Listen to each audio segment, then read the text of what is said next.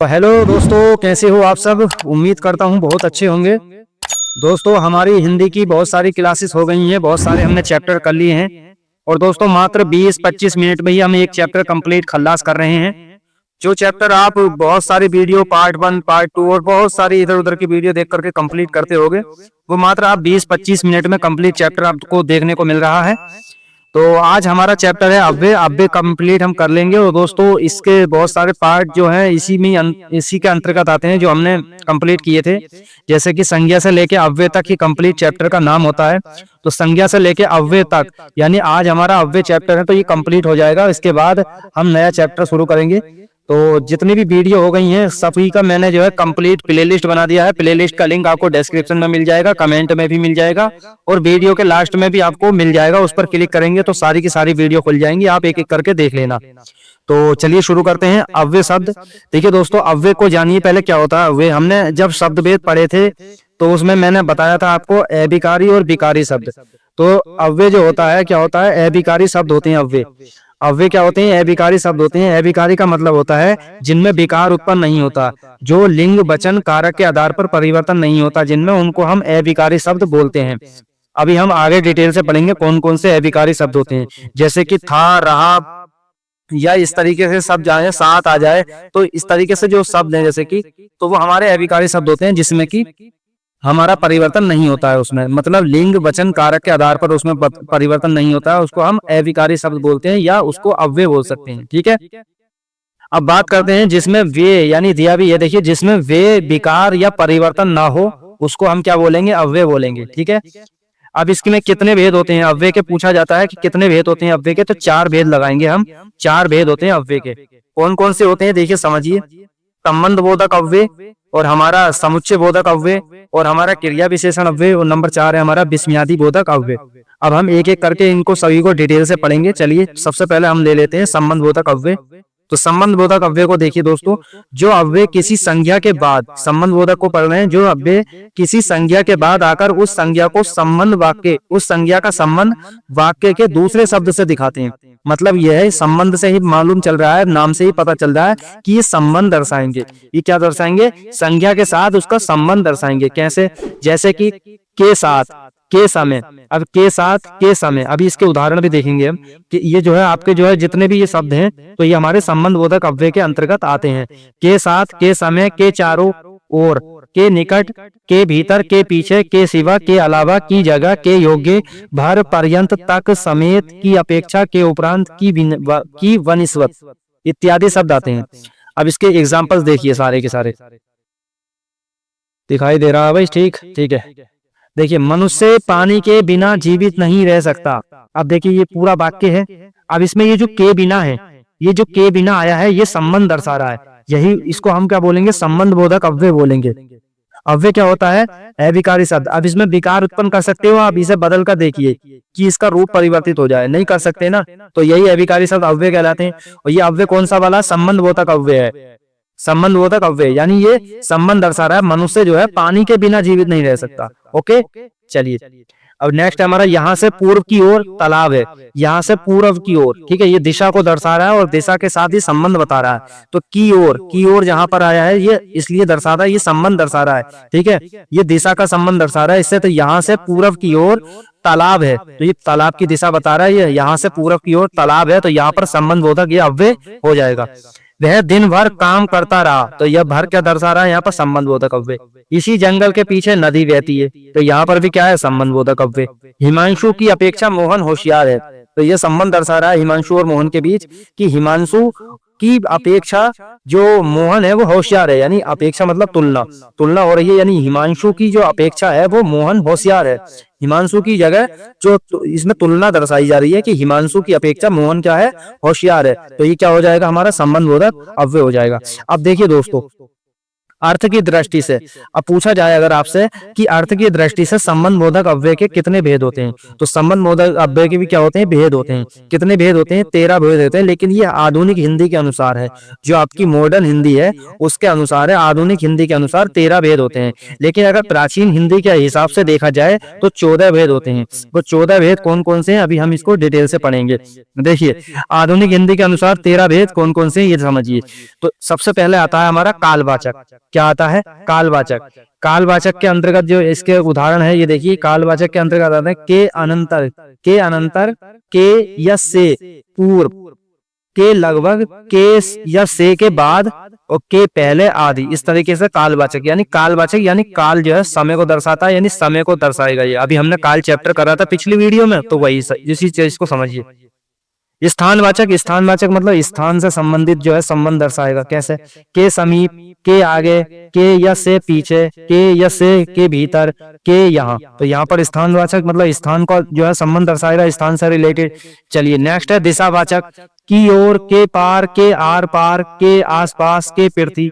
ऐसी है कार्य या साधनवाचक, ये अव्यय। ठीक है, ये संबंध बोधक अव्यय के हमारे भेद चल रहे हैं। के मारे, के जरिए, सहारे, द्वारा, निमित्त, मार्फत, माध्यम। विरोधवाचक में उल्टे, विरुद्ध, प्रतिकूल, विपरीत, यानी विरोधवाचक विरोध हो रहा हो, यानी उल्टे, विरुद्ध। व्यतिरेक, तो व्यतिरेक में क्या, सिवा, बिना, अलावा, बगैर इत्यादि। उद्देश्य या हेतुवाचक, उद्देश्य या हेतुवाचक संबंध बोधक अव्यय। इसमें क्या आएंगे, इसमें शब्द आएंगे वास्ते, हेतु, के लिए। सहचार्यवाचक समेत, संग, सहित, के वश में। विषयवाचक विषय, बाबत, लेख, निस्बत। विनिमयवाचक बदले, जगह, एवज, पलटे। संग्रहवाचक में संग्रह मतलब इकट्ठा, इकट्ठा हो रहा हो, भर, पर्यंत, तक, समेत, लोक। और दिखाई दे रहा है क्या भाई, ऊपर करो। चलिए सादृश्यवाचक समान, तरह, भांति, योग्य, लायक, अनुसार। तो ये क्या हो जाएगा। और तुलनावाचक एक है लास्ट हमारा, तुलनावाचक अपेक्षा, बनिस्बत, के सम्मुख। तो ये मेनली क्या है हमारे, ये सारे के सारे भेद हो गए संबंध बोधक अव्यय के। तो चलिए नेक्स्ट देखते हैं। अगला है हमारा देखिए समुच्चय बोधक अव्यय। नंबर 1 हमने पढ़ा संबंध बोधक अव्यय, नंबर 2 है हमारा समुच्चय बोधक अव्यय। अब समुच्चय बोधक अव्यय क्या होगा, जो अव्यय दो शब्दों, वाक्यांशों या वाक्यों को परस्पर जोड़ते हैं। समुच्चय से मतलब नाम से ही पता चल रहा है कि जोड़ने की चीज है समुच्चय। समुच्चय मतलब जोड़ना है इसमें। तो परस्पर जो अव्यय होते हैं, जो दो शब्दों या वाक्यांशों या वाक्यों को आपस में अगर जोड़ रहे हैं, परस्पर मतलब आपस में अगर जोड़ रहे हैं, तो वो समुच्चय बोधक अव्यय कहलाते हैं। जैसे देखिए, उसने बहुत समझाया लेकिन किसी ने उसकी बात नहीं मानी। तो ये जो लेकिन है, लेकिन ये दोनों वाक्यों को जोड़ रहा है। उसने बहुत समझाया, ये अलग वाक्य हो गया, उसने बहुत समझाया। लेकिन अब ये दोनों को जोड़ रहा है, लेकिन समुच्चय बोधक मतलब ये अव्यय जो आया हमारा, लेकिन ये अव्यय है। लेकिन जो अव्यय आया है ये समुच्चय बोधक अव्यय है। लेकिन किसी ने उसकी बात नहीं सुनी, तो ये क्या हो गया, समुच्चय बोधक अव्यय हो गया। मुझे मोबाइल या लैपटॉप चाहिए, ये दोनों को परस्पर जोड़ रहा है। मुझे मोबाइल, मैं इतना बोलूं मुझे मोबाइल, अब मैं बोल दूं या लैपटॉप चाहिए, यानी दोनों में से कोई सा एक चाहिए, मुझे मोबाइल या लैपटॉप चाहिए। तो ये समुच्चय बोधक अव्यय हो गया। सूरज निकला और पक्षी बोलने लगे। सूरज निकला ये तो अलग बात हो गई, सूरज निकला, लेकिन इसमें जोड़ दिया और फिर पक्षी बोलने लगे। तो ये दोनों को जो है आपस में जोड़ रहा है, दोनों वाक्यों को। तो ये समुच्चय बोधक अव्यय। ओके, नेक्स्ट ऐसे ही है, मैं चाहता हूं कि भारत तरक्की करे। मैं चाहता हूं कि भारत तरक्की करे, की जो यहाँ आया है, ये समुच्चय बोधक अव्यय में, समुच्चय बोधक अव्यय हमारा ये होगा। ओके, नेक्स्ट है मोहन मुंबई गया तथा रवि दिल्ली गया। ये अलग अलग बात हो गई दोनों की। मोहन मुंबई गया और रवि दिल्ली गया, तथा या और बात एक ही है, तो तथा रवि दिल्ली गया। तो क्या हो गया, ये समुच्चय बोधक अव्यय हो गया। नेक्स्ट है वह बीमार है। क्या है, वह बीमार है इसलिए स्कूल नहीं गया। वह बीमार है इसलिए स्कूल नहीं गया। तो इसलिए जो आया है यहाँ पर, हालांकि ये गलत लिखा हुआ है, इसलिए जो है इस तरह से नहीं लिखा जाता है। वह बीमार है इसलिए स्कूल नहीं गया, वह बीमार है इसलिए स्कूल नहीं गया। तो इसलिए जो है समुच्चय बोधक अव्यय है।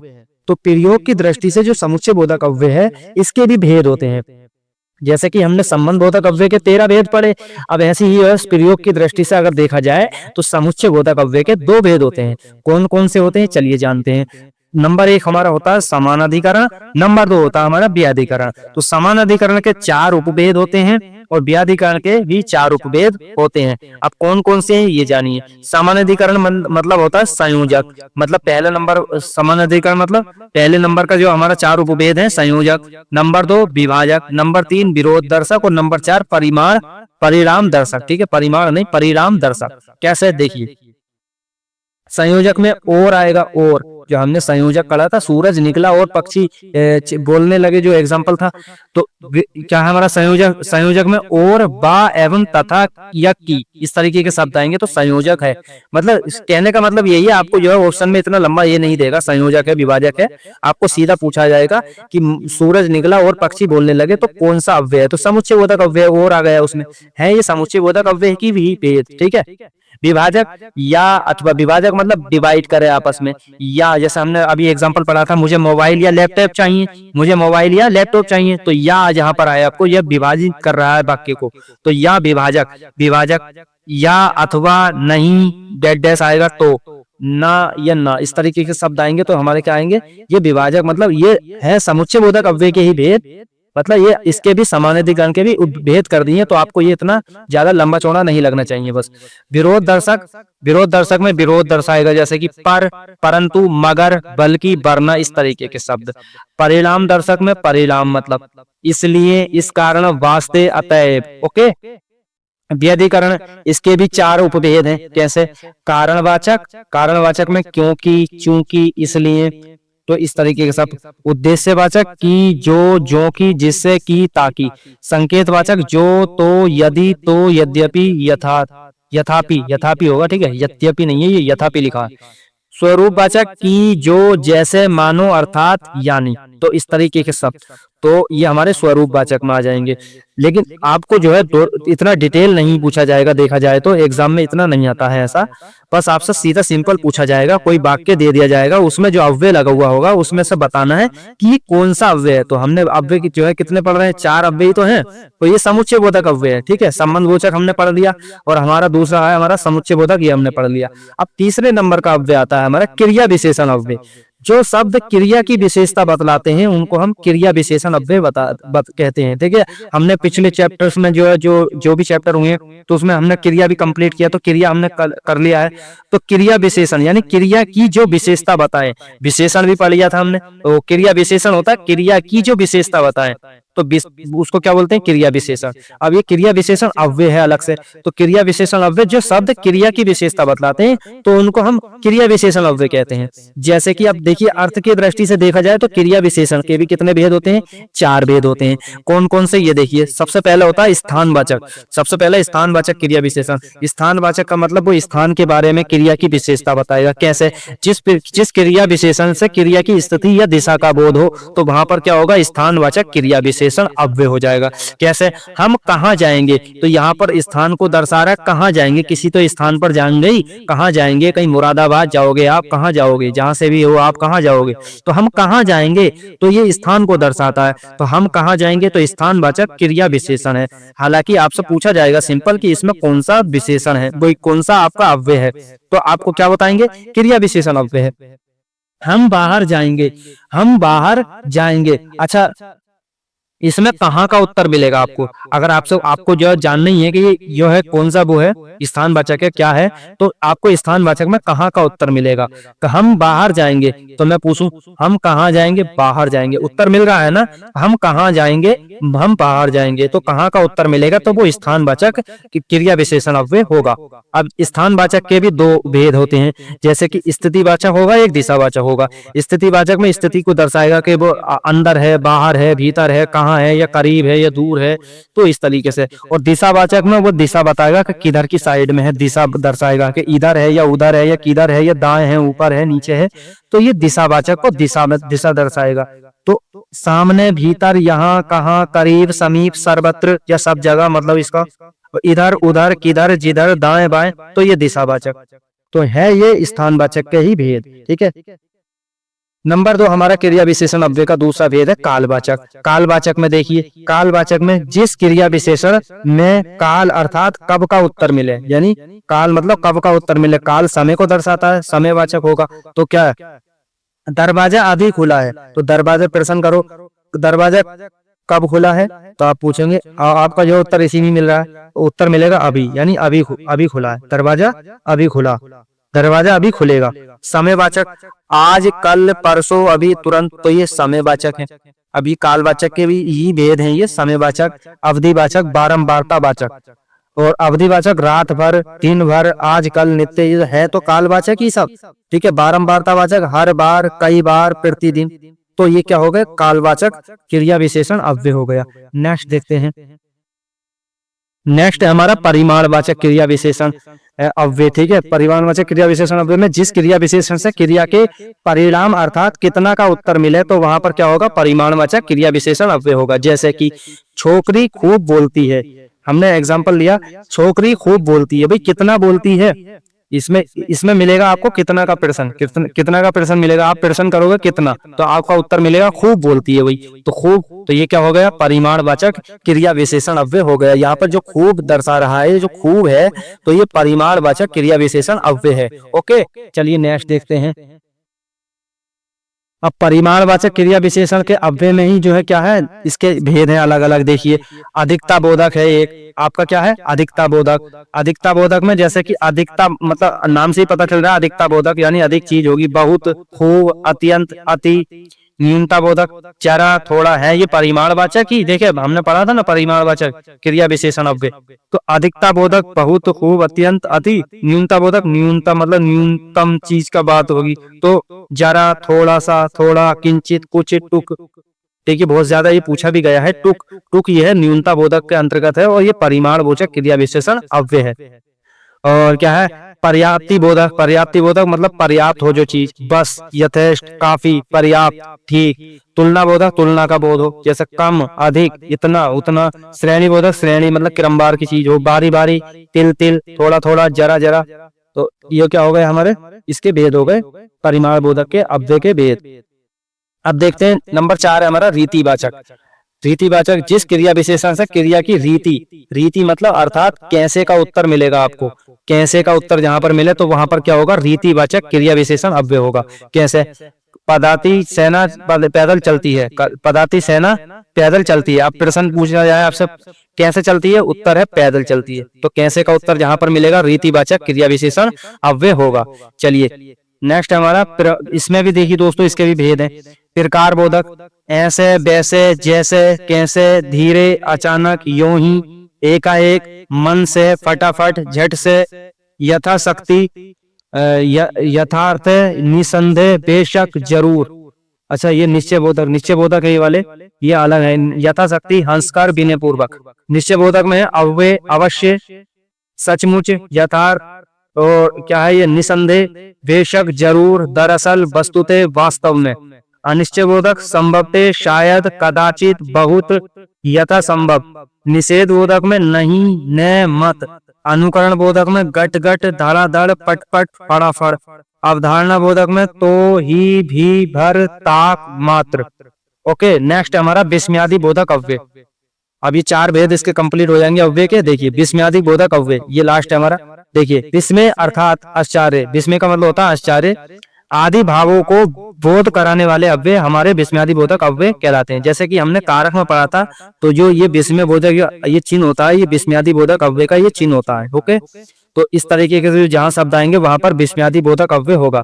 अब विस्मय बोधक जैसे इसमें जो है भाव उत्पन्न होगा, जैसे ऐसे, क्या, इस तरीके से, ओहो, इस तरीके से सर। तो हर्ष बोधक में वाह, आहा, धन्य, शाबाश, आप जीत गए, शाबाश, आपने परीक्षा क्वालिफाई कर दी।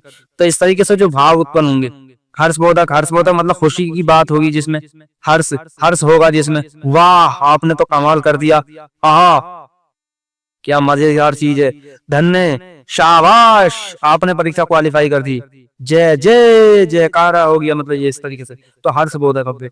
शोक बोधक में जल्ला शोक लगेगा, जो हमारा जो है इसमें क्या हो, गम मिले जिसमें, जैसे हाय यार ये क्या हो गया, तो इस तरीके से शब्द आएंगे। ठीक है, त्राही त्राही, तो ये शोक बोधक। विस्मयादि बोधक अव्यय के ही ये भेद है। ठीक है, स्वीकार बोधक मतलब स्वीकार, हाँ जी, हाँ जी जी, बहुत बच्चों की आदत होती है जहां में हाँ मिलाने की, हाँ हाँ हाँ ठीक, सही कह रहे हो आप। तो इस तरीके से शब्द। अच्छा, तो ओके, बिल्कुल आप समझ गए होगे बहुत अच्छी तरीके से। तिरस्कार बोधक में छी, छी मतलब तिरस्कार हो उसका, छी हट, दिख, धुर, तो इस तरीके से। संबोधन बोधक अव्यय में अरे, रे, री, भाई, अजी, अहो, तो अनुमोदन बोधक में अच्छा, अच्छा अच्छा, ठीक, ठीक है। इस तरीके के शब्द जो है ये विस्मयादि बोधक अव्यय के अंतर्गत आते हैं। नेक्स्ट देखते हैं।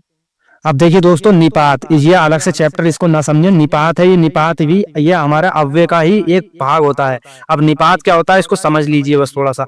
इनका कोई लिंग वचन नहीं होता, यह सहायक शब्द होते हुए भी वाक्य के अंग नहीं होते हैं। ध्यान रखिएगा, सहायक शब्द होते हुए भी जो वाक्य के अंग नहीं होते हैं उसको क्या बोलते हैं? निपात बोलते हैं।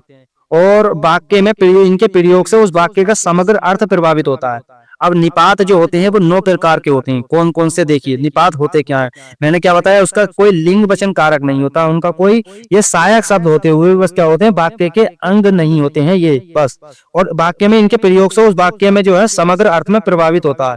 तो क्या होता है देखिए, जैसे कि स्वीकृति बोधक, स्वीकृति बोधक, अब मैंने निपात के 9 प्रकार पढ़ रहे हैं हम। स्वीकृति बोधक, जैसे स्वीकृति बोधक, हाँ जी, जी हाँ, तो ये स्वीकृति बोधक निपात हो गया। तो निपात ये अव्यय का ही पार्ट होता है, ठीक है।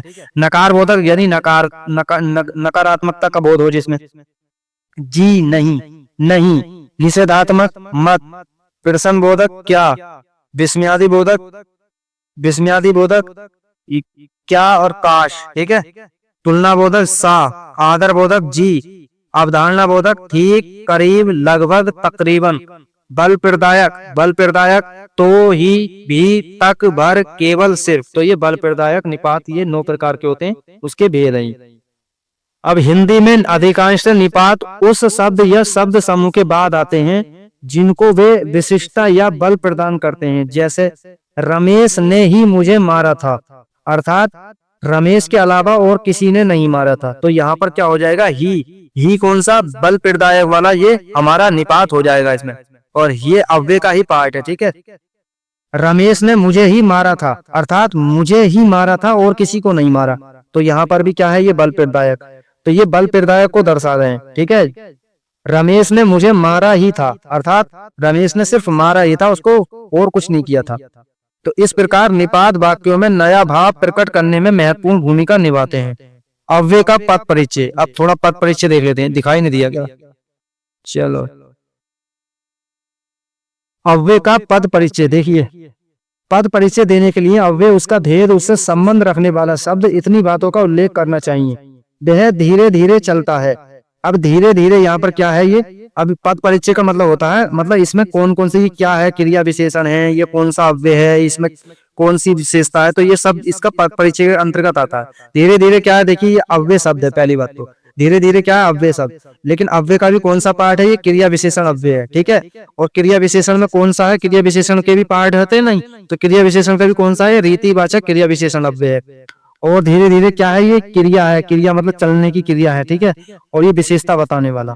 तो ये कंप्लीट चैप्टर आपका ये हो गया अव्यय।